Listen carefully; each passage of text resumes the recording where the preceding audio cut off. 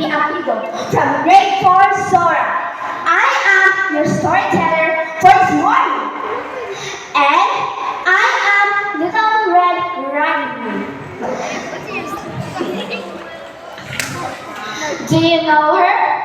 Do you want to hear a story about her? Okay, I will tell you the story. Little Red Riding Hood. Once upon a time, there was a little girl who lived in a village near the forest. Whenever she went out, the little girl wore a red riding hood. So everyone in the village called her Little Red Riding Hood. One morning, Little Red Riding Hood asked her mother if she could go to visit her grandmother, as it had been a while since they seen each other. That's a good idea, her mother said. So they packed a nice basket for Little Red Riding Hood to take to her grandmother. When the basket was ready, Little Red Riding Hood put on her red cloak and kissed her mother goodbye. Remember, go straight to grandmother's house. Her mother cautioned. Don't do that along the way, and please don't talk to strangers. The woods are dangerous. Don't worry, Mommy, said Little Red Riding Hood. I'll be careful. But when Little Red Riding Hood noticed some lovely flowers in the woods, she forgot her promise to her mother.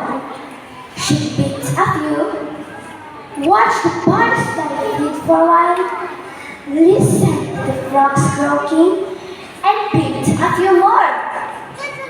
Little Red Riding Hood was enjoying the warm summer day so much that she didn't notice a dark shadow approaching out of the forest behind her. Suddenly, the wolf appeared beside her. What are you doing out here, little girl?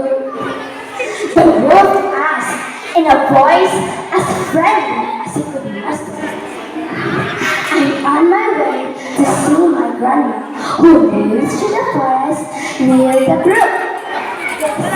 Little Red Riding Hood. Then she realized how late she was. She quickly excused herself, rushing down to the path to her grandmother's house. The wolf, in the meantime, took a shortcut. The wolf, a little out of breath from running, arrived at grandmother's house and knocked lightly at the door.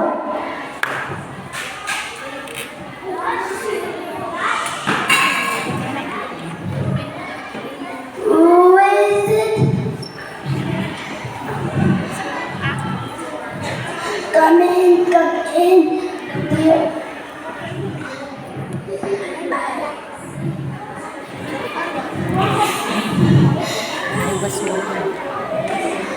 I was very sick that something might happen to you in the forest, said Grandma, thinking that the knock was her granddaughter. The wolf let himself in. Poor Granny didn't have time to say another word before the wolf gobbled her up. The wolf let out a satisfied purr and poked to Granny's wardrobe to find a nightgown that he liked. A few minutes later, Little Red Riding Hood knocked on the door. The wolf jumped into the bed and put the covers over his nose.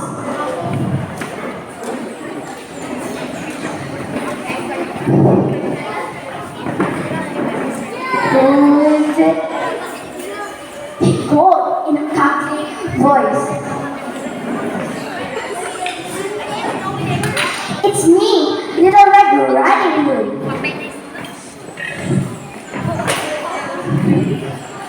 Oh, how lovely Do come in, my dear. The wolf.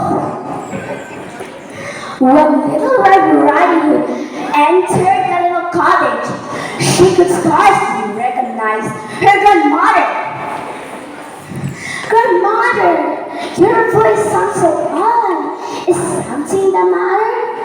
She asked. Oh, I just had a touch of cold, screamed the wolf, adding a cough at the end to prove the point.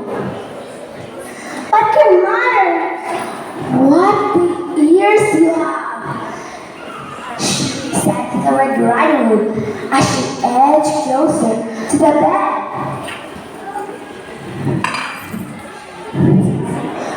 The better to hear you with, mother, replied the wolf. But grandmother, what big eyes you have, said the Red Riding Hood. The better to see you with, mother, replied the wolf. But grandmother, what big teeth you have, said the Red Riding Hood. The better to whip you with, my dear, roared the wolf and leaped out into the bed and began to chase the little girl. Almost too late, Little Red Riding Hood realized that the person in the bed was not her grandmother, but a hungry wolf. She ran across the room and through the door, shouting, "Help! Help! Help! Wolf!" As loud as she could, a woodsman was chopping logs nearby, heard her cry, and ran toward the cottage as fast as he could. He grabbed the wolf and made him spit out the poor grandma, who was a bit frazzled by the whole experience, but still in one piece. "Oh, Grandma, I was so scared," sobbed the Red Riding Hood.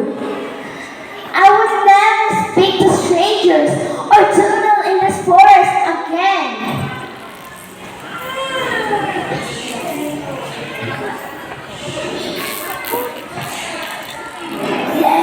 There, child, you learned an important lesson. You shouted loud enough for this kind words and do. Said Grandma.